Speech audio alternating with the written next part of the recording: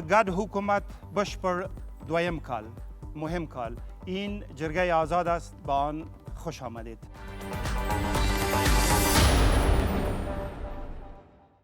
حکومت وحدت ملی افغانستان در 2 سال که گذشت و در 3 سال که در پیش رو دارد و دارد یا ندارد، همین موضوع جرگه آزاد امروز ماست با این مهمانان: عبدالستار مراد د اقتصاد وزیر او د اسلامی جمعیت گوند یو مشر، دکتر محمد اکرم خپلواک نماینده خاص رئیس جمهور در امور سیاسی، دکتر انوار الحق حدید حکومت و مخالف تشکیل نوی جبهه مشر او پخوانی وزیر، مریم زرمتی فعال حقوق زنان، او زه هم ستاسو کوربه داود جنبشم.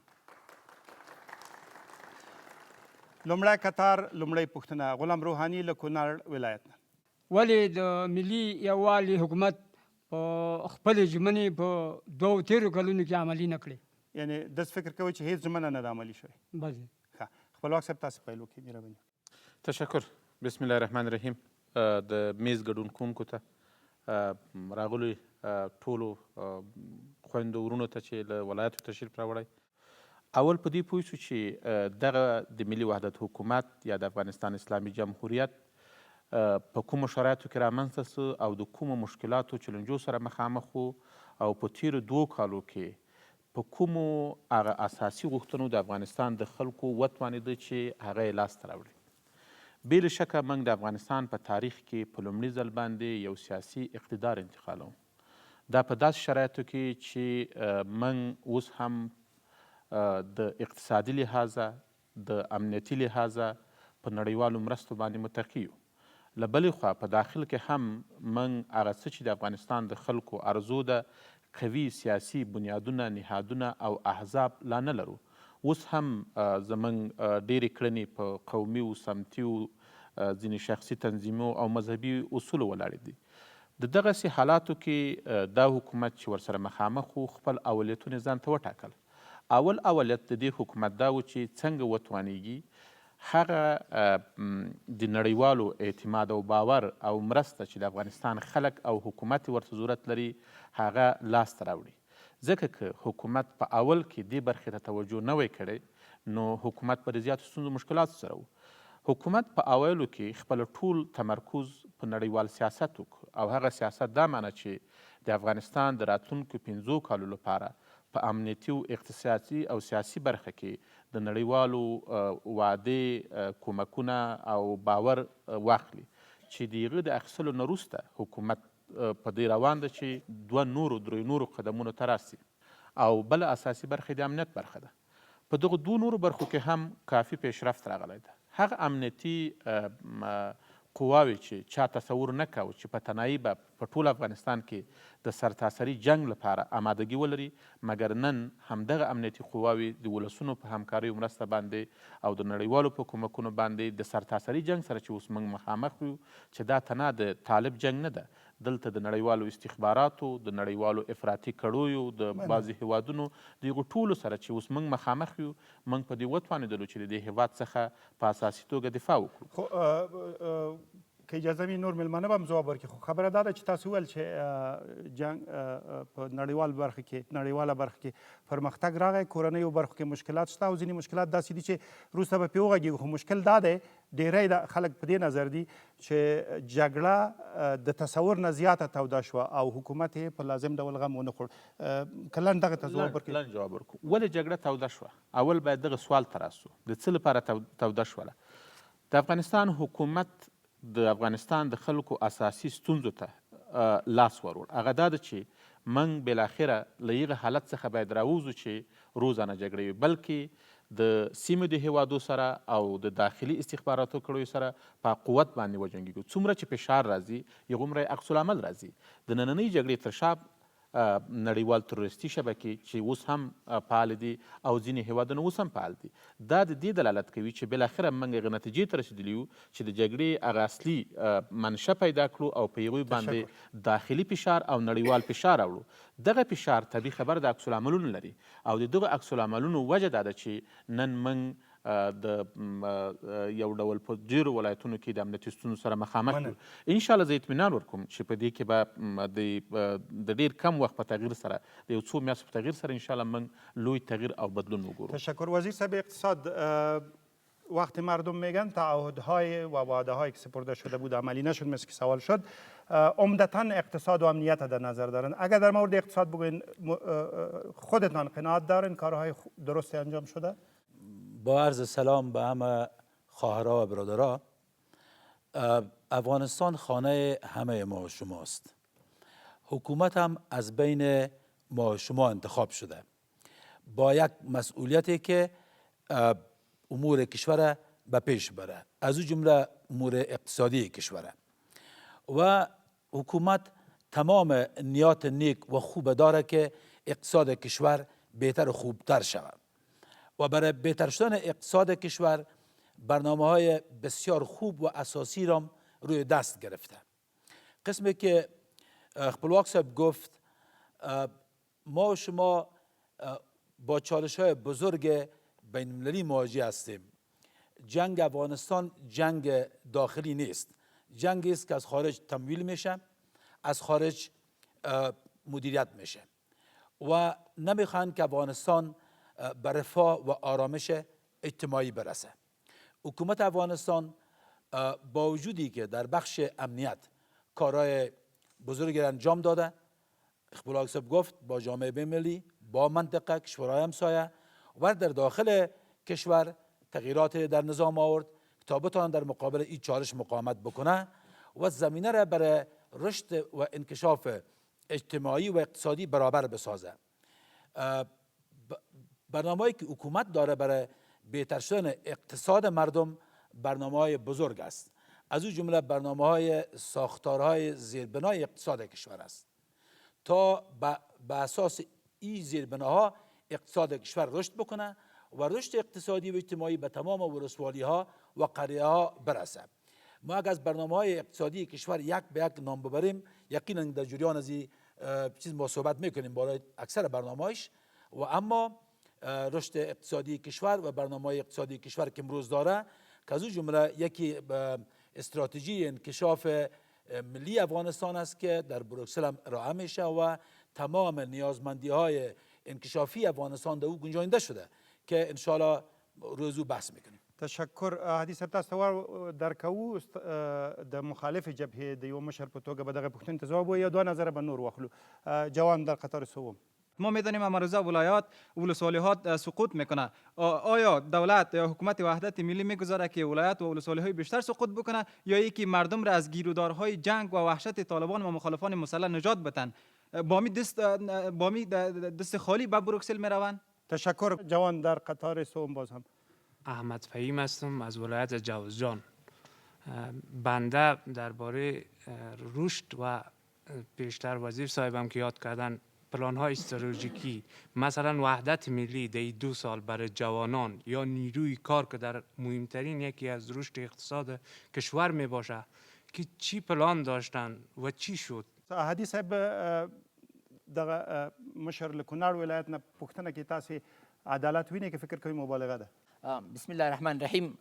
زه هم حاضرین ته سلام وایم. زه فکر کوم چې وزیر صاحب خپلواک په خپلو خبرو کې تقریبا اعتراف وکړ چې حکومت ناکام پاتې سوی دی په خپلو ژمنو کې. منتها دوی په دلیل باندې وغږېدل او هغه دا ده چې حکومت غوښته په دې تېرو 2 کلو کې تمرکز په یو ټکي باندې وکړي چې هغه بین المللي روابط و دي دې قصې نه وایي چې بین المللي روابط زموږ ښه سوي دي. دا واقعیت هم دی چې زموږ روابط د امریکا او ناتو سره په مقایسه د هغه 2 آخرو کلو د کرزي صاحب په هغه مناسبت سره بهتر سوي دي. ولې په کومکو کې کوم تغییر نه ده راغلی. کوم کومکونه چې په وارسا کې وسو د اصلا د کرزي صاحب په وخت کې چې دا تعهد څه د شکاګو په کنفرانس کې شوی و او اوس بروکسل ته ځي، دا دوام دغه کنفرانس ته چې د کرزي صاحب په وخت کې په توکیو کې شوی و. هلته په دواړو کنفرانسو کې د 4 میلیارډو کومک هغه شوی و، وعده شوی. اما واقعیت دا دی د خلکو د خبرو نه هم داسې معلومیږي چې خلک ناراضه دي. او د حکومت د مشروعیت بحران څه د ورځ په ورځ عمیقېږي. نه یوازې داسې خلک هغه دي ناراضه دي، په خپله حکومت کې هم څه د اوس په ډېر علني ډول د باندې دې ناراضۍ اختلاف دی. سبب خپله حکومت دی که نور عوامل دي؟ ښه زه خو فکر کوم چې عیني هغه هم شته دی، واقعیتونه هم شته دی. وزیر صاحب کولی شي په دې باندې بهتر معلومات ورکړي. اما خپله د حکومت احصایه ښکاره کوي چې بېکارۍ 41% ته رسېدلی دی. د کرزي صاحب په وخت کې تقریبا 15% ته راکته شوې وه. فرار د سرمایې فوق العاده زیات شوی ده. دا په خپله د حکومت لخوا نه دا خبره هغه کېږي ویل کېږي. هر چا عادي سړي نوم چې د پوښتنو کې له اقتصاد نه ډېر زیات شکایت کوي. قیمت د افغانۍ 15-20% چې د راکته شوی دی، صادرات هم په همدغه شکل باندې دي. یعنې په واقعي ډول باندې عیني شکل هغه واقعیتونه په دې ډول دي چې زموږ اقتصاد حالت څه خرابه ده. مننه. سمیه از ولایت سرپل در قطار سوم سوال مطرح میکنند. اختلافات چیست و چه وقت به پایان میرسد؟ تشکر خانم زرمتی. اگر شما به این سوال بپردازید، از نظر شما آیا آنچه که در این روزها ازش صحبت میشه اختلافات در داخل حکومت باعث نگرانی شده؟ و سمیه همین سوال مطرح میکنه که اختلافات از چی سرچشمه گرفته و چه وقت شاید پایان بیافته؟ ډیره مننه. اختلافات یا د پخپله د حکومتي چارواکو ترمنځ د اختلافاتو شتون یا ایجادېدل تر ډیره حده پورې تقریبا یوه سیاسي صحنه جوړول او د عامه اذهانو تغییرول د هغه د مسیر تغییر په بل طرف باندې ده. ځکه چېرته که حکومتي چارواکي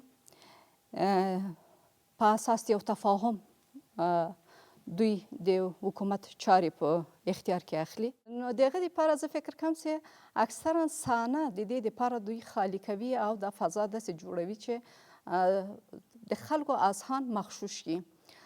ځکه دلته ډېرې زیاتې ستونزې وجود لري، امنیتي ستونزې، اقتصادي ستونزې، بیکاري. تاسو عیني عوامل نشته، ذهني دي؟ یقینا دا زما نظر ده، شخصي نظر ده، او زه فکر کوم چې د ټولې ټولنې نظر به تر ډېره بریده پورې په همدغه اساس باندې ولاړ اوسي. ځکه هغه نظام چې په اساس د تفاهم د 50% رامنځته کیږي او په هغه نظام کې تفاهمنامه وجود لري او صلاحیتونه او مسؤلیتونه تقسیمیږي او بیا وروسته د هغه په منځ کې لکه د کورنۍ جنجال یا د کورنۍ تاوتریخوالی په منځ کې روابط خرابیږي او یو کس په دې باندې خفه کیږي چې 3 میاشتې کیږي له ما سره څوک ویني نه یا ما خپل حضور ته نه مني او یا هم په دې شکل باندې روابط کړکېچن کیږي او بیا په تقریبا یو میاشت میډیا سیاست ټول په همدې باندې مصروف ساتل کیږي، در حالی کې چې په همدغه شرایطو کې موږ په افغانستان کې په لسهاوو ولسوالۍ په داسې حالت کې لرو چې دوی د موږ له لاس نه وځي. په سلهاوو په زرهاوو ځوانان مو محاصره پاته کیږي، د چښلو اوبه نه لري، خوراکي توکي نه لري او زموږ دلته چارواکي په دې باندې مصروف ایسي. دوی په خپل منځ کې سره خفه دي ځکه زه خپل حضور ته ونه منلم یا یې هغه اجازه را نه کړه چې ما حضور ته ومني. پس دا څه موږ ته رسوي؟ آیا یو سیاسي کارپوه یو سیاسي چارواکی په همدغومره سیاسي برداشت باید ولري چې د حکومت په دغومره اساس وخت کې دوی دومره وړو مسایلو ته توجه وکړي او که تر دې نه ډېرې زیاتې اهم موضوعات شته چې په هغه باندې دوی باید بحث وکړي. وزیر صاحب مراد، پاسختان به سمیه در مورد چگونگی اختلافات و راه حلش. در حکومت ها اختلاف وجود داره. اگر حکومت های دنیا رو ما شما مطالعه کنیم ببینیم که اختلافات است، اما امور کشور به پیش میره. تا چه حد جدی امور هست کشور اجازه بدین امور کشور با این اختلافات متوقف نمیشه. خوشبختانه یک کار مهمی که در حکومت وحدت ملی از ابتدا تا به حال شروع شده و حالا جدی بالای زو کار میشه که نیروهای امنیتی و ادارات خدمات ملکی به طرف به غیر سیاسی شدن پیش میره تا ای که اختلافات سیاسی از خدمات ملکی و نهادهای امنیتی کشور جدا شود و اختلافات سیاسی بالای کارکردگی نیروهای امنیتی و نیروهای ملکی کشور تاثیر نداشته باشه. خوشبختانه بالای نهادهای ملکی، بالای نهادهای امنیتی تاثیر خاصی گپا نداشته و در سطح سیاسی خود باقی مانده و عالم به طرف حلشن روان است و ما تا جایی که معلومات دارم واقعا اون موضوعات فعلا تا به 80% 90% هم حل شد. سوال از چگونگی بود. چی هست؟ مثلا در اصول است یا در فروعات؟ ما فکر میکنم که این یک اختلاف در سطح رهبری سیاسی در سطح هر سطحی که بود فعلا در حال فروکش کردن است. خب خپلواک صاحب مشخص ځواب ویلی شئ سمیت. تشکر. زه اول راځم د جناب احادي صاحب هغه ته یو د ده برداشت زما له خبرو د خپل برداشت ته هغه څه چې موږ حکومت وایو حکومت دوه مسلې باید تفکیک کړو. یو هغه توقعات د خلکو دي او یا د انتخابات په وخت کې وعدې دي، یو د حکومت خپلې کړنې دي. حکومت په خپلو کړنو کې او که بحث ته ډېر زیات دوام ورکړو، جناب احادي صاحب همدلته ناسته، په ټولو هغو کړنو کې چې روان ده تر اوسه پورې مثبت او په قوت روان ده. دلایل یې وایم. اول د شیکاګو په کانفرنس کې او د بروکسل په پخواني کانفرنس کې د نړیوال کومکونه تر 2014 کاله پورې وو. هیڅ وخت تر 2016 کاله پورې تعهد د 4.2 میلیارډو ډالرو د افغانستان د امنیتي قواو لپاره نه و تعهد شوی. دوهم په هغه حکومت کې جناب کرزی صاحب و چې زه هم عضو یم، جناب احادي صاحب هم عضو و. هلته یو بل هغه روان و چې د یو له قوتونو کموالی تر بحث لاندې و چې له 2014 کال نه به وروسته شروع کیږي. مګر دا حکومت وتوانېده چې نړیوالې بیرته قانع کړي. د پیلني تشکیل سره تر 2016 کاله پورې موږ پر مخ لاړو او روان یو. خور چې سوال وکړه، اختلاف په نظام کې، په حکومت کې، په اداره کې، په یو وزارت کې دا طبیعي ده. کله چې په کابینه کې بحث وي، کله چې په یو مجلس کې بحث وي، هیڅ وخت کله په یو ګوند کې بحث وي، هیڅ وخت ټول ګوند په یو نظر نه وي. اختلافات وي، شی وي، غوښتنې وي. موږ د افغانستان د خلکو نه هیله کوو چې زغم ولري، حوصله ولري. له 140 کالو جنګونه راوتلي یو. ها حالات هم په یاد کوي چې صدر اعظم او رئیس جمهور د یو بل سره څه کول. نن موږ یو لوی تغییر کړی له 15 کال وروسته چې همدغه حالات دا رسېدلي چې اختلاف د میز په سر وایي. اختلاف دې ته راځي چې د خلکو سره یې شریکي. د دې په ځای چې موږ یو بله لاره کړو.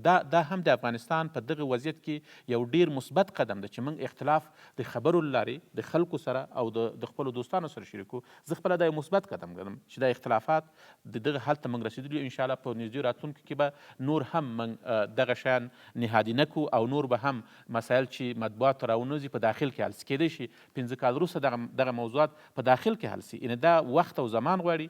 بله مشکل سوال مې دا ده چې دوستانو د هغې خبرې وکړي. کله چې په یو حکومت کې حکومت او نظام مکلفیت د ټولو ده، کله چې ټول سیاسیون د حکومت په تخریب باندې اخته وي، په دغسې حالات کې چې نړیوال تروریزم د افغانستان د خلکو په ضد جنګیږي، نړیواله اقتصادي مافیا د افغانستان د خلکو په ضد جنګیږي، د سیمې ځینې هیوادونو د افغانستان د خلکو په ضد جنګیږي، بیا هم زموږ ځینې سیاسیون د خپلو شخصي ګټو په خاطر او زموږ ځینې مطبوعات او ځینې سوشل میډیا د خپلو فردي ګټو په خاطر باندې دې په ځای چې قوتونه تقویه کړي، نظام تقویه کړي او مثبت انتقاد وکړي، د دې باندې انتقاد کوي چې نظام سقوط ته ځي. دا هغه مسایل دي چې باید بحث به وسي، ځکه چې دلته مسله یو د حکومت د کړنو ده، یو د نظام او د ټولو د افغانستان د خلکو د ملي منافعو ده. د افغانستان خلک قضاوت باید وکړي چې د هغوی ملي ګټې په څه کې دي، ملي منافع په څه کې دي. موږ په فردي مسایلو په فردي شیانو بحث کوو که د ټول افغانستان د خلکو د غوښتنو او د هغوی د ګټو په اړوند باندې بحث او نظر ورکوو. مننه. ځوانه تاسو حزب الله جلال یم کونړ ولایت په استازیتوب باندې ګډون کړی. اصلا پوښتنه دا ده چې یو څه بیکګراوند نه به شروع وکړو. دغه خپله د ملي وحدت حکومت تشکیل چې دا د یعنې د نظام ټول مامورین دې ته معتقده دي د ډیموکراسۍ په اصل باندې په ستوني باندې پښه ایښودلو چې رامنځته شو. بیا دا تر اوسه پورې دغه یو نیم 2 کاله په منښت او نه منښت کې تیر شو. دا منم، دا نه منم، دا والي منم، دا نه منم. نور یعنی زما پوښتنه دغه ده، اصلا پوښتنه دغه ده چې تاسو چې هر ګډونوال یې جوابوي چې کله به یې چې زموږ چارواکي دغه مسترو ملي مسایل ته فکر وکړي چې هغه د خارجي سیاست دی، داخلي سیاست دی، اقتصاد دی، امنیت دی، چې دغه ته توجه وکړي او دغه لکه نور مسایل چې دي عام چې ټیمي ګټې دي، ځاني ګټې دي، فردي ګټې دي، یعنی دغه سمتي قومي ژبني دغه ګټو نه دي انصراف وکړي، ملي مسایل ته متوجه شي. دغه میرمنم واخلئ. خانم در قطار اول باز هم. شیلا از ولایت فاریاب. با وجودی که 2 سال از حکومت وحدت ملی میگذره، چرا تا به حال روی جرگه دایر نشده؟ لوی جرگه چرا دایر نشده؟ امیر محمد له هرات ولایت څلورم قطر کې پوښتنه لري. امیر محمد. زما سوال په دې باره کې و چې اساسي قانون سره سم چلن ولې ونه سو؟ ښه، احادي صاحب ځواب خپلواک صاحب بیا په خپلو خبرو کې تقریبا اعتراف وکړي چې حکومت خپل کارونه نه دي کړي. منتها د دلایل وړاندې کړي چې حکومت ولې په اقتصاد کې د وروسته راغلی دی، ولې په دې نورو موضوعاتو کې د وروسته راغلی دی. زه هم وایم چې حکومت وروسته راغلی دی، دلایل یې د فرق کوي. ما دلایل به فرق لري او اما په دې کې د کوم شک نشته ده چې حکومت وخت نه نوی حکومت منځته څه راغلی، اقتصاد زموږ خرابه سوی، حکومتداري مو خرابه سوی، امنیت مو څه خرابه سوی ده. تعبیر د دې فرق به کوي. حکومت یو قسم تعبیروي، موږ په بل قسم تعبیروو او زموږ تعبیر دا دی چې حکومت په دې کې راغلی کم راغلی. راسو د جرګې په ارتباط باندې څه ولې لوی جرګه نه ده دایره سوې. ګوره دا په خپله هغه معیار و چې حکومت ځان ته ټاکلی و. دغه موافقتنامه دوی له قانون اساسي نه تېر سول او د موافقتنامې پر اساس حکومت جوړ کړ. دغه حکومت چې د خپل ځان ته درې څلور معیارونه هم څه دلته کېښودل. یو د هغو معیارو زنده و چې په ظرف د 2 کلو کې به دوی لوی جرګه څه د دایره وي. دا مطلق د حکومت ناکامي ده چې نه ده دایره کړې. دوی انتخابات نشي دایرولی، دوی تذکیرې نشي ویشلی، دوی لوی جرګه نشي څه د دایرولی. او دا ټول هغه تعهدات دي چې دوی له ملت سره کړي چې موږ به یې په 2 کلو کې څه ده کوو. نو ولې نه دي کړي؟ دوی په منځ کې هم څه د اختلافات دي. متاسفانه دا اوسنی حکومت دغه ته پاتې کېږي لکه یو ډېر تنبل شاګرد چې د اوسېږي په ټول د کال کې درس نه وایي، 2 هفتې امتحان ته پاتې دی، نور دې خوا منډې وهي اخوا څه د منډې وهي. 2 کاله یې ضایع کړل. که دوی رښتیا په دې موضوع باندې څه ده صحیح هغه یې کړی وای، خپل کار یې په خپل وخت باندې څه ده کړی وای، کېدای شو چې لویه جرګه هم دایره سوی وای، کېدای شو چې دا نور شیان هم څه دایره سوی. دوی مشکل تصامیم نشي نیولی، خپلو منځو کې نه جوړېږي، وایي راځئ پرېږدئ. یوه میاشت 2 میاشتې بیا 3 میاشتې بعد راسي، بیا یې څه ده 1 ساعت ورباندې وغږېږي، بیا یې څه ده پرېږدي.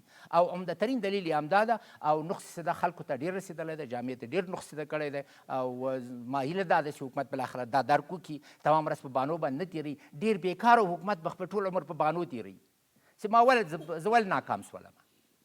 او کامیاب حکومت، ښه حکومت، هغه حکومت ته چې ووایي چې ما دغه کارونه هغه کړي دي. ګورئ وزیر صاحب د اساسي کارو په ارتباط ویلي، اقتصادي کارو په ارتباط باندې ویلی. په دې ساحه کې هم څه شی نه دي سوي. داسې وایي چې موږ نوې بنیادي پروژې وړاندې کوو. دغه بنیادي پروژې له پخواني بنیادي پروژو نه هېڅ فرق نه لري. اوس هم په برق باندې لګیا یو، پخوا هم د کرزي صاحب په وخت هم په برق باندې لګیا وو. اوس هم په ترانسپورټ باندې په سړک باندې لګیا یو، پخوا هم څه ده په هغه وو. پخوا هم څه ده یو څو د اوبو پروژې وې څه ده، اوس هم هغه د اوبو پروژې دي. په هغه اساس باندې زه فکر کوم چې حکومت ډېر زیات بانې کوي او اصلا په خپله وظیفه کې ناکام. زرمتی صاحب ستاسو ځواب د هرات پوښتونکي ته اساسي قانون ولې سم پلی نه شو فکر کوئ؟ محترم وروره تر هغه وخته پورې چې حکومتونه د اساسي قانون په اساس باندې منځته راځي. په ټولنه کې لومړی اساسي قانونونه شتون لري، دغه په اساس باندې نظامونه وجود ته راځي. سیاسي نظام په قانون کې مخکې له مخکې پیشبیني سوی وي. د فعلا دپاره موجود نظام غیر قانوني نظام ده، غیر مشروع او غیر قانوني. هیڅ وخت داسې امکان نه لري چې یو نظام منځته راسي، وروسته د هغه خپل شتون دپاره قانون اساسي ته تغییر ورکړي او په اساسي قانون کې د ځان دپاره جایګاه پیدا کړي. داسې نظام په اساس د تفاهم رامنځته سوی، په اساس د تقسیم او د منافعو او هغه هم شخصي منافع په تعصب سره چې دلته د ملي منافعو دپاره ارزښتونه نه دي قایل، ولې شخصي منافع او فردي منافع مطرح دي. نو د همدې موضوع په اساس باندې هیڅ وخت زه مطمئنه یم چې د دې حکومت تر پایه پورې به هم موږ تاسې د جرګې د تدویر شاهدان ونه اوسېږو. ځکه که دا جرګه تدویر سي، وروسته له هغه نه به په قانون اساسي کې تغییر راځي. د هغه قانون اساسي په اساس باندې به د تا د تابعیت تذکره درکول کېږي، ته به د دې وړ ګرځې چې په انتخاباتو کې ګډون وکړې. په هغه صورت کې د خلکو شخصي منافع درته تر نیوکې لاندې راځي او هغو منافعو ته چې خلکو اهداف ورته لري هغو ته نه رسیږي. فردي ګټې هغه وخت ملي ګټې اهم ګڼل کېږي کله چې همدغه چارواکي چې د دوی لاسونه د خلکو په وینو سره دي، ترڅنګ د ملت منافع یې ټولې په خپلو شخصي جیبونو کې اچولي دي، دوی د محکمې میز ته حاضر سي او دوی خپلو اعمالو مجازاتو ته ورسیږي. وروسته له هغه نه د قانون د حاکمیت په پلي کېدو کې دا خلک قانون مجبوره کوي چې ملي ژمنو ته ژمن سي، ولې موږ په فردي توګه یې نسو عمل کولی. وزیر صاحب، مراد یک پیشبینی های وجود داره که اگر لوی جرگه دایر نمیشه شاید یک اجماع یا یک تشکیل از افراد خبره وطن به کابل ایجاد شود و تصمیمی بگیره در مورد آینده ریاست اجراییه. تبصره شما آیا چنین یک طرحی وجود داره؟ این یک موضوعی است که شما گفتین اینقدر زیاد این موضوع مطرح نیست و در مدیا و اینا مطرح گشته باشد. فعلا عملا موضوعی وجود نداره که یک اجماع شو و امثالش. اما من که دو سه موضوع را اجازه شما باشه که تماس بگیرم به می رابطه. بفرمایید. ولی سوال اساسی هم بود که قانون چرا تطبیق نشد؟ بله.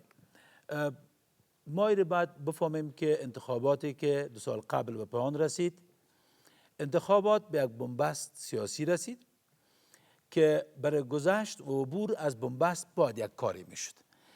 به یک توافق سیاسی رسیدن جناها و کشور از بحران نجات دادن. اما در قسمت قانون اساسی که زیر پا شده، نه خیر، این نمیپذیرم، چون قانون اساسی به جای خود ماند. برای حل مشکل کشور یک طرح سیاسی را ارائه کرد بزرگای کشور تا کشور از بحران نجات پیدا کنه. یک لحظه فکر کنین اگر این کشور در بحران تابال ادامه پیدا میکرد چه میشد؟ افغانستان رفته بود پی کار خود. ما بین که برای که ببینیم واقعا در افغانستان چی میگذره، احساساتی یا روی بعضی موضوعاتی که ما میرسه دفعتا اظهار نظر نکنیم و تصمیم نگیریم، بلکه واقعیت‌های کشور به این درک بکنیم. در اینمی وقتی که به صدها هزار جوان ما بیکار شده، قوت‌های خارجی رفته، کمک‌های خارجی پایین به سطح پایین‌ترین سطح خود آمده، در اینمی وقت دشمنان افغانستان یک هجوم همه جانبه را در سر تا سر افغانستان برا میندازن. در هر ولایت عملا جنگ در میتن. از هر طرف مشکلات دامنگیر امی حکومت نوپا میشه. حکومت وحدت ملی با تاسف که یک میراث بسیار خراب از حکومت قبلی خودم بالای تحمیل شد. فساد در اوج خود رسیده بود و کاهش نیافت. اجازه بدید، فساد در اوج خود رسیده بود. رسما رئیس جمهور اسبق برای مردم گفت که شما اگر پول میگیرین در داخل کشور مصرف بکنین، که عملا رشوت رسمیت داد و با این یک مصیبت فساد اداری میراث حکومت وحدت ملی گرفت. از هر طرف بالای حکومت وحدت ملی فشار هر روز رو به ازدیاد بود. اما حکومت وحدت ملی در بخش ساختن زیربناهای اقتصادی کشور بهترین برنامه خود ساخت. تشکر. جرگه آزاد است ادامه دارد. آزاد جرگه د افغانستان د ملي رادیو تلویزیون او بي بي سي ګډه خپرونه ده پر تلویزیون، رادیو او آنلاین. که غواړئ چې په بله خپرونه کې راسره ګډون وکړئ 0 شپېته شپېته شپېته شمېرې ته زنګ ووهئ. به شماره 074 60 60 60 زنگ بزنید. و آدرس ما در شبکه‌های اجتماعی اوپن جرگه، جرگه آزاد جرگه است، در توییتر، فیسبوک، اینستاگرام و یوتیوب. جرگه را با سوال از تیمورشاه از ولایت غزنی در قطار دوم ادامه میدیم. سوالمون است که رابطه خارجی بهتر شد و در وضعیت داخلی تاثیر نکرد.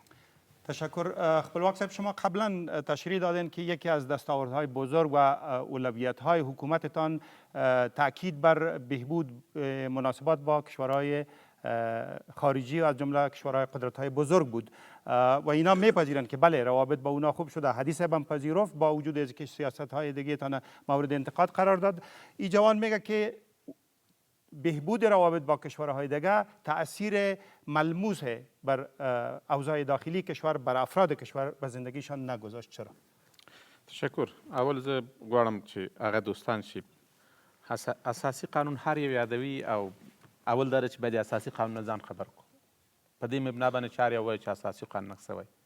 زه ټول حقوقدانانو ته وایم چې رادسي کومه ماده د اساسي قانون دغه وحدت ملي حکومت مخالف ده. د زیات اجرایی ریاست راځم اجرایی ریاست درته وایم. کله چې رئیس جمهور تحلیف پورته کوي، د طالب د مراسمو نه وروسته د یو فرمان له مخې یو پوسټ اجرا کوي د کوم اساسي قانون خلاف. دوهم خور وایي چې حکومت غیر قانوني غیر مشروع ده. ما ته دوی وایي چې غیر قانوني غیر مشروع حکومت یعنی څه معنی؟ کله چې مشروعیت د انتخاباتو مشروعیت د انتخاباتو ګوره استاسي شریک په انتخاباتو کې زمون ګوره مشروعیت حکومت کې انتخابات نه مني، مطلق مني. هیڅوک د انتخاباتو نه انکار نه کوي. ټول خلک د انتخابات مني، د انتخاباتو نتایج هم مني. دا چې د انتخاباتو نه وروسته دواړه په دې موافقه وشوله چې په ګډ حکومت کې اشتراک کوو، ګډ حکومت مخ ته بیایو. دغه انتخابات چې تاسو وایئ چې څوک یې نه مني، د نړۍ د قوي ترین تفتیش څخه تیر شول چې د ټوله دنیا مفتشین راغلل د افغانستان د خلکو هغې وکتل. راځم دغه وروسته چې د غزني څخه پوښتنه وکړه که نن د دنیا مرستې نه وی ستا امنیتي قواو به په غزني کې ستا د ولسوالیو څخه دفاع نه کوله، که نن دغه د نړیوالو مرستې او تعهد نه وی نن به پاکستان په دغه وضعیت باندې نه و. وښیل وروسته له 14 کالو په لومړي ځل باندې ټوله دنیا د افغانستان د خلکو تر څنګ ودرېدله او د پاکستان هغه کړنې چې په افغانستان کې مستقیم مداخله کوي د هغې تر هغه لاندې راوستلې. په لومړي ځل باندې چین د افغانستان سره په ټولو پروسو کې سره د چین او امریکا خپل رقابت لري، مګر د افغانستان په پروسه کې دواړه د یو بل سره همکاري کوي، که هغه د سولې پروسه ده، که هغه د اقتصادي زیربناو پروسه ده، که هغه نورې پروسې دي. نن عربي نړۍ په ټول قوت سره د افغانستان د خلکو و دغه توقع مه لرئ چې دغسې یو حالت کې موږ په یو ورځ باندې ټول شی تغییر کړو، ټول حالات تبدیل کړو، هم د فساد سره مبارزه وکړو. فساد په نهادونو کې راغلی ده، نهادونه خراب شوي دي. د دغه تغییر او تبدیل د یو نوي پروسې ته ضرورت لري چې ورو په ورو به تطبیق کیږي. ته څنګه څوک کولی شي چې نن په یو ورځ باندې دا حکومت وتوانېږي چې 10 وزیران چې دوسیې په د فساد پرتې دي تعقیب کړي، یا د والیانو یا د بل د افغانستان له منځه وړئ که افغانستان جوړوئ؟ دا حکومت د هغه تسلسل چې په هغه برخو کې نه ده شوی هغه یې شروع کړي او نن دغه شیان شروع شوي دي. تاسې وګورئ، زه به لومړی مثال درکړم. د افغانستان 20 ښاروالان 22 ښاروالان وروسته له هر ډول سیاسي فشار د وکیل د مشر د بل نه د یو آزاد رقابت لخوا تعینېږي او دې ته ورته دا نور ټول ریاستونه او دا شی انتقاد د هر چا په سر سترګو، مګر دا چې انتقاد په بله معنا اخلو، د انتقاد لپاره مختلفه دسایس جوړو، د دې لپاره چې حکومت تقویه کړو، وایو چې هله انتخابات دې وسي. دا ځینې دوستان چې د انتخاباتو بحث کوي، آیا په کوم شرایطو باندې ته انتخابات کوي؟ دا نظام 2 کاله وتري 3 کاله به یې نور پاتې وي. بل راځي موږ باید داسې یو پروسو باندې کار وکړو چې بالاخره افغانستان له دغه مرحلې څخه ورو په ورو ووځي. له 40 کالو نامنویو چې موږ فقط له تقریباتو نه په هغه باندې ترمیماتو نه یو راغلي، دا یو وخت غواړي، حوصله غواړي چې پر مخ لاړ شو. تشکر. احدی صاحب بفرمایید پاسختان به سوالی که مطرح شد در مورد تاثیر کمک‌های خارجی بر زندگی مردم افغانستان. ببینین وزیر صاحب خپلواک بگن که ما 20 یا 21 ښاروال بر اساس رقابتی تعیین کردیم. ببینین اول تخلف رئیس جمهور از قانون اساسی است. قانون اساسی حکم میکنه که ښاروالا باید از طرف مردم تعیین شود. در شهر خلاقل اینما قدر امنیت هست که انتخابات صورت بگیرد.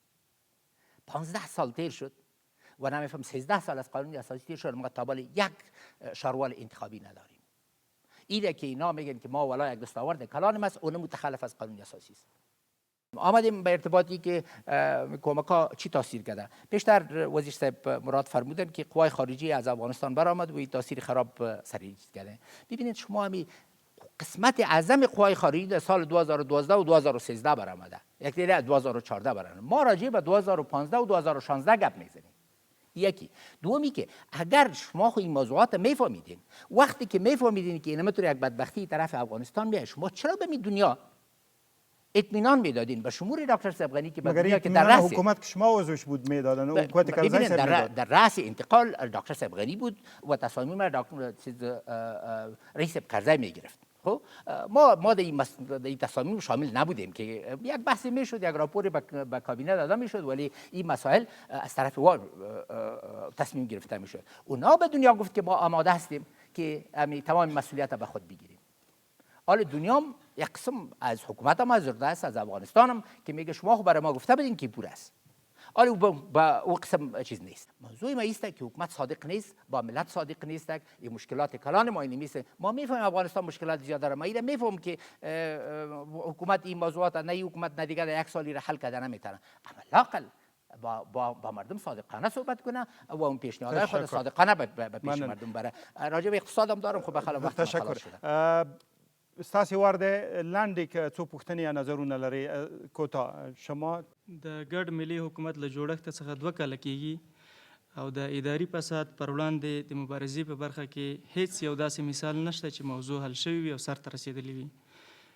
مشخصا که د جنوبي ختیځې حوزې په برخه کې وښیو، دولت تر اوسه پورې د اداري فساد سره د مبارزې په برخه کې کومې کړنې کړې دي، عملاً دې موږ ته وښیي. تاسې اینجا د پالیوشن خبره دا شی ده چې نن په دې وخت نه انتخابات کېږي چې اوس غږ وکړي دا یو کابل څو کسان به راووځي ته ته بهتره معلوم چې کابل پرې راووتل نشیجه چرې شول چې دا پلان دا غږ پر وکړي چې ته راوځي هېڅ شی نشته د لویې جرګې خلک چې راوړي ولسوالۍ کې سال دی په هلمند کې سال دی دغسې نیم کندهار نیم روزګان نیم څنګه څوک راولي د لویې جرګې هغه خلک راوځي په کابل کې سره ناست نو څه به کېږي چې لویه جرګه ونیسي دغه حکومت سره به حدیث صاحب هم کومک کوي بل به هم کوي د خپل غږ به په زوره په دې باندې اوړو ورزو به د دې سره په خپل مابین کښې دا پردي خلک نه دي بفرمایید جوان در قطار چهارم. بسم الله الرحمن الرحیم. سلمان هستم از سرپول. قسمی که وزیر صاحبا میگن که وضعیت کاری به خاطر خراب است که پول نیست در افغانستان و سرمایه نیست و در صورتی که در دو حکومت قبلی و حکومت جدید برای دوستایی که میرسند در چوکی‌های بالا برای اونا وظیفه هست بحث‌های مشاورت ها مثلا رئیس است که 13 مشاور و کمک مشاور داره از $1000 الی $2000 الی $3000 $4000 معاش داره اگر معاش اونا را کم بکنن مثلا $500-600 بکنن هم خیلی پول است میتونه برای افراد تحصیل کرده که لیسانس است ماستر است دکتر است برای اونا ایجاد کار شود. تشکر. زحل از د لوګر ولایت نظم خي خواته دلته ناسته د پوښتنه اوري. حکومت د ښځو لپاره په ولایتونو کې کوم کارونه کړي؟ ښځو لپاره حکومت په ولایتونو کې کوم کارونه کړي دي؟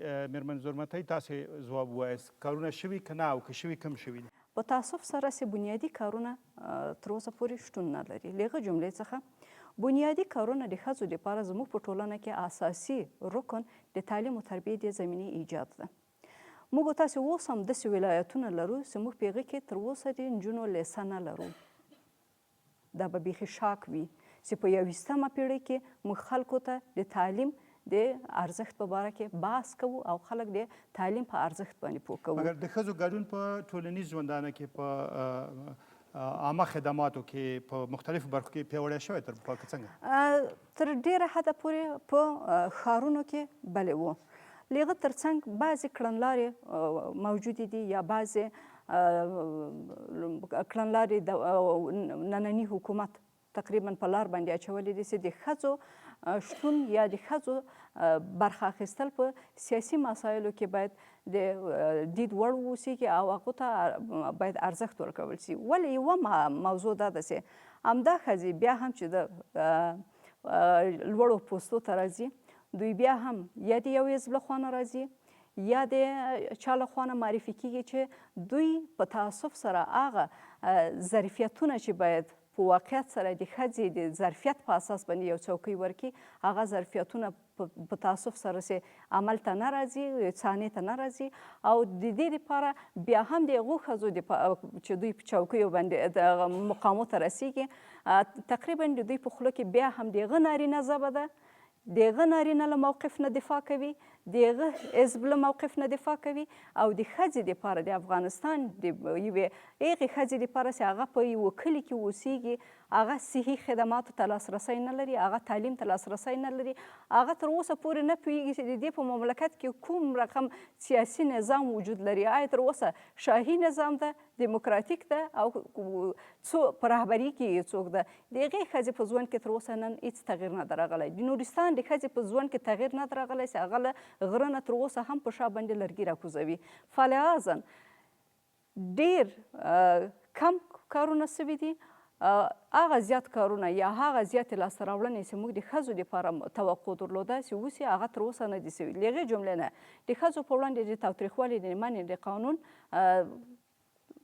تر اوسه پورې په عملي توګه باندې استفاده ترې نه کېږي ولې لا هم فرمان ده. نو د دې لپاره د خور دپاره ویلی شم چې هغه زیاتې لاسته راوړنې چې موږ ضرورت درلوده ځکه په افغانستان کې ښځې تر نیمایي نه زیاته فیصدي ده ولې اوس فلحال د ښځو دپاره یو ښځې د نارینهو تر سیوري لاندې تقریبا په 25% کې هم ته نه راځي او د هغه 25% په سیوري کې هم بیا هم د ښځو حقونه نه دي یاده سوي او هغو ته پاملرنه نه ده سوی. وزیر صاحب مراد اگر در 1 دقیقه لطفا پاسخ بدین.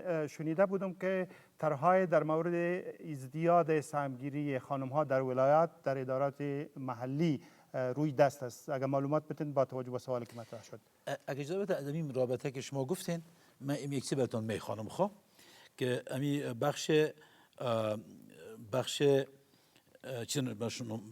بخش خانم‌ها و سمگیریشان.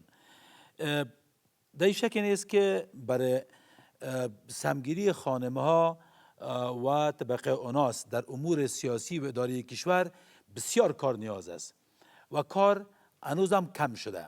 اما چند مثال کمی شده به شما میخوایم بگویم که فعلا در کابینه افغانستان 4 وزیر زن است از طبقه اوناس است و 8 معین در وزارتخانه خانم هستند و 2 سفیر ما در خارج خانم هاست.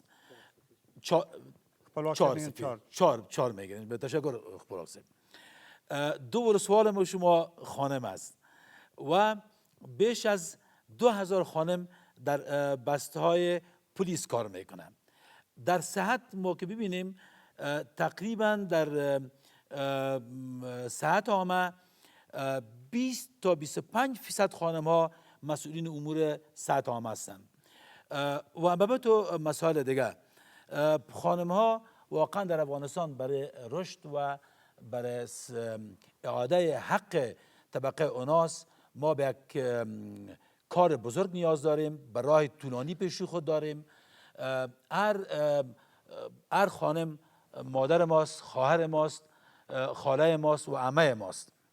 ما همگی دلسوزی داریم و باید هم حق خانم‌ها اعاده شود و برای حکومت وحدت ملی چه آل چه حکومت‌های آینده همه یکی از اولویت‌های اصلیشان رشد طبقه اوناس در کشور و سمگیریشان در امور سیاسی و اداری کشور است. تشکر. بهشته از ولایت سمنگان در قطار 5 سوال مطرح میکنن. بهشته: حکومت وحدت ملی در 3 سال باقی مانده چی کارهای انجام خواهد داد؟ تشکر. هادي صاحب تاسې په زغرده دا موضوع مطرح کړې چې دا حکومت د 2 کلنۍ نه وروسته نور د ژوند حق نه لري. ځینې نور که د والیانو اداره دغسې وایي چې نور قانوني نه دی. د ثبات او حراست شورا دغه وایي. د حکمتیار صاحب زوی هم دغه خبره کړې ده. دلایلو باندې به یې ونه غږېږو. که دا ومنئ چې دا سوال چې وشم په 2 کلونو کې کار څه شوي دي، په 3 نورو کلونو کې کم شیان باید وکړي چې وطن ته په ګټه او سیاسي نظام ته په ګټه تاسو په قانع شئ؟ بسم الله الرحمن الرحیم. زما موقف خو په دې کې دا دی چې زه وایم بحران د مشروعیت دومره عمیق دی چې رښتیا بې له انتخابات نه مشکل دی چې دغه هغه موږ حل کړو چې یو په پاک حکومت چې دا پکې سره راوځي. خو که په دې ساحه کې ډېر مشکلات چې د اوسي ما څو موده مخکې حکومت ته پیشنهاد کړی و چې دغه چوکاټ دی حکومت وحدت ملي دا یو ناکام چوکاټ ده. باید حکومت په یو نوي چوکاټ باندې چې د کار وکړي او له خلکو سره کینی، له سیاسیونو سره کینی چې دا مشکلات موږ په څه ډول باندې هغه کولی سو حلولی سو. کیدای شي چې یو اجماع ته ورسیږو په دې ارتباط باندې چې څنګه اوس د نورو څو کلو کې چې څنګه موږ وکولی سو یو څه په مخ لاړ سو. یعنې دا حکومت ادامه وکړي؟ نه، زه تاسو ته وایم چې که رښتیا غواړو چې مشکل دی مشروعیت د دې حکومت څه د حل کړو، زما په عقیده بې له نوي انتخابات نه نه کېږي. ولې کوم داسې کجدار مریض د ځي او بیا هم چې د یو څو وخته پورې حکومت په اوسني حالت دوام نشي کولی. یعنی په اوسني حالت باید هم دوام ونه کړي او په اوسني حالت کې په همدغه شکل چې ده دوام نشي کولی. نو حکومت وحدت ملي نه چې د تیر سي یو بل چوکاټ باندې دی حکومت چې د بحث ده وکړي. ما څو ځلې چې په مطبوعاتو کې هم ویلي، رئیس صاحب ته مې ما څو ورځې مخکې وویلې او دغه نور د رئیس صاحب دوستانو ته په شمول د خپلواک صاحب دوی په هغه کې موږ ورته ویلي دي چې یو مجلس جوړ کړي د یو هغه لپاره د سیاسیونو نه جوړ کړي چې د اوسني حالت سره څه قسم هغه وکولی سو واشنګټن پوسټ وبخښي لیکلي و چې پخوانی ولسمشر حامد کرزی هم دغسې نظر لري چې لویه جرګه عنعنوي دې راشي که قانون اساسي له مخې نه راځي. د واشنګټن پوسټ اټکل دا دی چې کرزی صاحب غواړي له دې لارې بیرته خپل ځان قدرت ته ورسي. فکر کوئ دغسې طرح هم د پارټۍ ته هغه د کرزي صاحب خبره ده او د واشنګټن پوسټ ضرور نه ده. یعنې ځینې کسان له دغې طرحې نه داسې استفاده تاسو ته مانه بهتر معلومه دی چې هغه د معلوم دی که نه خپلواک صاحب چې د ډېر زیات کرزي صاحب ته ځي کله کله چې د په 4-5 میاشتو کې یو ځل چې د ورسم هغوی نه پوښتنه وکړي امکان لري بهتر جواب درته چې د ولري چې بېګا کرزي صاحب چې په دې باره کې څه هغه درلوده فکر درلوده په دې کې. زه وایم چې کېدي نه سیاسیون دي کینی پاتې شو باندې چې موافقه وکړله. حکومت هم خپل استدلال لري که حکومت خلکو ته قناعت ورکړل سوال دی کېدای شي چې یو نوی شی راځي. دا که لویې جرګې قانوني اوسېږي، دا که لویې جرګې عنعنوي اوسېږي، دا که یو بله اجماع اوسېږي. اما حکومت متاسفانه دا هماسې ما مخکې وویلې د یو هغه د یو تنبل شاګرد غوندې ضرب الاجل ته متوجه نه دی. مدام څه دی په د اخره شپه باندې بیا څه دی چیغې وایي چې په ما باندې هغه شوه ناوخته شوه څو میاشتې کېږي چې ما دا پیغام ورته لیږلی دی په مطبوعاتو کې مې ویلی دی یو 2-3 هفتې مخکې مې مخامخ رئیس جمهور ته دا خبره وکړله چې دغه موقع نه استفاده وکړه یو نوی چوکاټ څه د منځ ته څه راوله د هغه لپاره دې لپاره یو مجلس څه د دایر کړه کېدای شي چې د حکومت یو ښه طرحه څه ده ولري موږ خپله طرحه لرو وایم چې دې لپاره چې مشروعیت د دې بحران د مشروعیت رفع شي زه وایم چې د نوي انتخابات د راسي حکومت کولی شي ودې وایي یو بل شی داسې وایي او که همداسې ادامه وکړي که داسې ادامه وکړي زه فکر کوم چې حالت به یې څه د ښه نه وي همدغسې د خلکو ناراضایي به څه ورسره ډېره زیاته اوسېږي ممکن ځینې خلک ځینې څه نور اقدامات څه د وکړي یعنې که دوام هم وکړي دا هماغه په ګوډ حکومت به وي چې په دغه ګوډه پښه باندې به څه د لګیا اوسېږي او دی به روان اوسېږي تاثیر په هغه ښه نه دی نه به موثر حکومت اوسېږي دغه مشکلات چې د حکومت په مخ کې دي فوق العاده قوي مشکلات دي داسې یو ډېر قوي حکومت هم دې مشکلاتو حلول سخت دي یعنې مخکې دوی ورته اشاره وکړه مثلا د جنګ موضوع ده خارجیانو سره ارتباطات دي اقتصاد په دغسې بد حالت کې دی چې یو ډېر قوي حکومت هم اوسېږي دې مشکلاتو حل هغه غواړي یو قوت چې دی غواړي نو زما او دا حکومت چې دا قوت نه لري دا حکومت چې د خلکو نه ناراضه دي سیاسیونو نه ناراضه دي همدلته خپله په دغه مجلس کې حتی څو ځلې وویل شو که نه چې په داسې حال کې چې موږ په جنګ کې یو ټول سیاسیون هم زموږ په ضد دي ولې سیاسیون ستاسې په ضد دي تشکر دا موضوعات ارادي سي بحث دي چې وکړي موږ حاضر ورسره مننه مېرمن زلمتۍ مهرباني وکړئ ستاسو ځواب زما په نظر باندې چې تر اوسه پورې لکه څنګه چې هادي صاحب وویلې زیات مثبت لاسته راوړنې نه لرو او دا یې موږ حق ده چې موږ پوښتنه وکړو چې ولې نه لرو ته په دې تالار نه یې وتلی زه د افغانستان اوس خپل ځان معرفي کوي خبره مو کوي ځان هم نه معرفي کوم سرګردان صاحب هغه عکس مې مه اخله ولې مخکې ته وویلې که څه مشکلات زه تمام افغانستان ګرځم تمام د افغانستان وضعیت ماته معلوم دی پولیس والي څارنوال څه چې د افغانستان خلک دي دا حکومتي خلک دي ټول ماته معلوم دي او زه سرګردان صاحب یم زه په خپل موټر سره 256 ولسوالۍ ته تللی موضوع په باره کې وغږیږي نظر پوښتنه افغانستان ونیسه د افغانستان دا جغرافیا هر بندر ته زه تللی یم هر بندر خلکو سره زه ناست یم څه وایي هغوی خلک ټول د دغه حکومت نه ناراضه دي دغه حکومت چې دی دا داسې حکومت دی لکه خلکو ته چې بازي ورکوي دا خلکو په سترګو کې شګې اچول دي واقعیت خل نشي مننه خبره مو واورېد چې وبخښئ وخت نشته وخت نشته وخت به راکړی راته به زه نور خبر نه کوم وګورئ سه دا حکومت د خلکو سترګې کې داسې بیرې پاشي حاجي صاحب محترم راځو دې موضوع ته چې دې حکومت ته په ظرف د څو ورځو کې تغییر ورکول ناممکنه کار ده ځکه دا د سیاسي نظامونو تغییرول دومره اسانه کار نه ده ځکه د 15 میلیونو انسانانو د سرنوشت د تعیین خبره ده په هغه سربیره موږ تاسې نیوکې د اصلاح لپاره کوو او اصلي هدف مو اصلاحي مسایل دي نه داسې موږ تعرضي دا حکومت د 2 کلونو وروسته د 3 نورو کلونو لپاره ستاسې له نظر مشروع دی که نه دا حکومت مشروعیت خو ما مخکې خپل نظر ورکړی ده زما له نظر دا حکومت لومړۍ ورځې نه نامشروع ده او تر 15 کاله پورې به نامشروع وي ولې په همدغو شرایطو کې د خپلواک صاحب د خبرې په تایید سره چې بیا هم په یو ورځ کې او یو میاشت کې او 2 میاشتو کې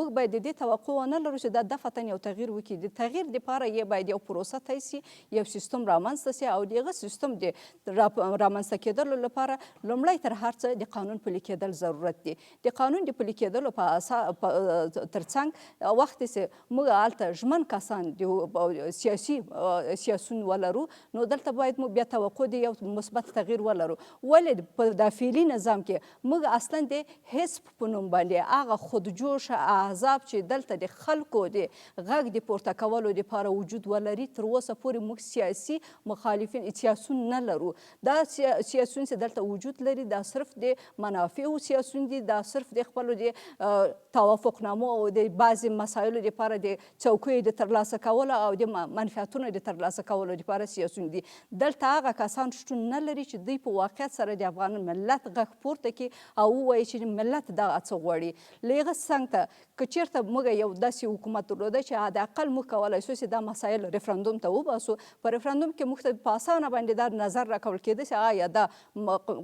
حکومت نور مشروعیت لري او که نه او د خلکو لپاره لپاره د منلو ده که نه. ولې عام نظر د خلکو همدا وایي چې خلک ناراضه دي. لومړی تر هر څه باید حکومت د راتلونکو 3 کالو دپاره په دې مسایلو باندې فکر وکړي او اولیا ضرورتونه د خلکو څه دي. اولیا ضرورت امنیت ده، اولیا ضرورت کار ده، اولیا ضرورت د اقتصاد زمینه برابرول د کورنیو لپاره دي او اولیا ضرورت دلته د خلکو د حقونو احقاق ده.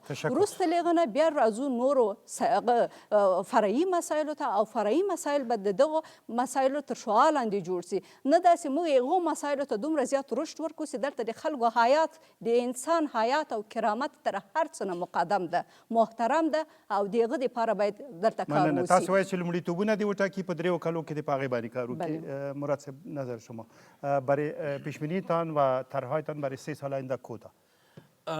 تشکر. ام مدعو گپ میزنم ام در یک موضوعی که جناب حدیث اشاره کرد که انتخابات و تغییر حکومت. ما شما 2 سال پیش شاید تغییر حکومت بودیم و همه شما یقین دارم که در انتخابات سهم داشتین و اون مشکلات شما مطالعه کردین. تغییر یک حکومت زمانگیر است و مصارف کار داره و از همه بدتر که اون ثبات سیاسی ده از بین میبره. اصلاحات در حکومت، بلی خود حکومت خواستار اصلاحات است و هر روز بر اصلاحات کار میکنه. تداوم سیاسی یک امر بسیار مهم است برای هر کشور. در یک کشوری که هر 1 سال 2 سال بعد حکومت ها تغییر میکنه، در اون کشورها هیچ وقت ثبات سیاسی نمیه. در کشورهایی که ثبات سیاسی نباشه ثبات اقتصادی نمیه. ما یکی از شما هستم، ولو که ما وزیر کابینه هستم اما یکی از شما هستم. از بین شما رفتیم اونجا، از جای دیگه نامدیم. تمام گپایی که شما در دل داریم ما هم در دل داریم. برای اصلاح این کشور، برای اصلاح افغانستان، برای بهتر شدن اقتصاد، به وجهی که ما به کارهای انقلابی دیز بزنیم که الان بیا که حکومت چپا کنیم، بیا که افغانستان دیگه روی دور بتیم، بیان که اصلاحات پیشنهاد کنیم. اما اصلاحات بریم با رهبرای حکومت بشینیم برشون بگوییم که مو کار انجام بدن. اما تداوم سیاسی خوده و ثبات سیاسی کشور هیچ وقت برهم نزنیم. چون اگر ثبات سیاسی کشور برهم خورد، باز نه تو اقتصاد آورده میتونی، نه اجتماع رو خوب کرده میتونی، نه به طبقه اوناس خدمت کرده میتونی، نه به جوان و به هیچ کس. ما به یک تفاهم نیاز داریم. ما به این نیاز داریم که بشینیم راه حل این مشکل فعلی افغانستان جستجو بکنیم. ما از تمام احزاب سیاسی که انتقاد میکنن تشکر میکنیم. انتقادتان سبب از این میشه که حکومت راه بهتر انتخاب بکنه. ما از تمام هموطنان عزیز خود، از سرگردان صافی تشکر میکنیم که در 256 ولسوالی افغانستان گشته سرگردان و با مردم گپ زده، صحبت کرده. اگر پیشنهادهای خوب داشته باشن، پیشنهادهای خوبشون ما استقبال میکنیم. گپ دوم میست که خواهرها و برادرها و جوانای عزیز، حکومت اینمیارد با وجودی که در ولسوالی افغانستان با خارجی‌ها، با توطئه‌های کشورهای خارج جنگ میکنه فعلا، برای آینده افغانستان، برای ساختار زیربناهای اقتصادی افغانستان کار میکنه. امروز از تپیر اگه ما بگیریم که ترکمنستان و پاکستان و هندوستان وصل میکنه، کاسا رو ببینیم که از قرقیزستان، تاجیکستان، افغانستان و پاکستان وصل میکنه. لین 500 کیلوولت ببینیم که از ترکمنستان می افغانستان، صنایع افغانستان فعال میسازه و برق برای صنایع افغانستان میاره. تا وقتی که ما انرژی نداشته باشیم صنایع فعال ساخته نمیتونیم. تا صنایع فعال نسازیم ما کار ایجاد کردن نمیتونیم، صادرات خود بالا بردن نمیتونیم، اما مایحتاج ملی خود ما تکمیل کردن نمیتونیم. حکومت بالای زیربناهای اقتصادی کار میکنه. خط ریلی که از چین میه به قزاقستان، تاجیکستان، ازبکستان، ترکمنستان، افغانستان، به ایران و به شرق میانه وصل میکنه، بالای از حکومت فعلا کار میکنه تا در آینده اقتصاد افغانستان رشد بکنه، افغانستان به تمام حوزه‌های اقتصادی منطقه وصل شود. امروز از چابهار تا به شخانسور و نیمروز روی شهرها کار میکنه تا اقتصاد ما رشد بکنه. حکومت افغانستان فعلا برای اون روزی که ما به صلح میرسیم، امنیت تأمین میشه، ما به تفاهم سیاسی و منطقه‌ای میرسیم و افغانستان به امن به دست میاره و صلح به او وقت کار میکنه تا جوانای ما کار داشته باشند. تشکر. مننه خپلواک صاحب وروستۍ خبرې به ستاسې اټکلونه مو او طرحې مو که لنډې ووایاست 3 کلونو کې وام اورېدل چې نارضایتي شته ناخوښي شته. تشکر. زه به لږ په 2 نورو خبرو ماکس وکړم. اول مراد صاحب خبرې وکړې د هغوی د خبرو په تایید باندې. جناب احدي صاحب د همدغه ګډ حکومت د یو اساسي برخې نه و. دا چې اعتراض په جای ده او اعتراض دا ده چې رئیس جمهور ورسره کوم توافقات کړي وو د دوی په اصطلاح هغه سرته نه رسېدلي. عین مشکل جناب ډاکټر صاحب عبدالله چې د حکومت اجرایي ریاست عین مشکل به لري. عین مشکل به معاون صاحب اول لري، عین مشکل به یو بل حزب لري، عین مشکل به یو بل حزب لري.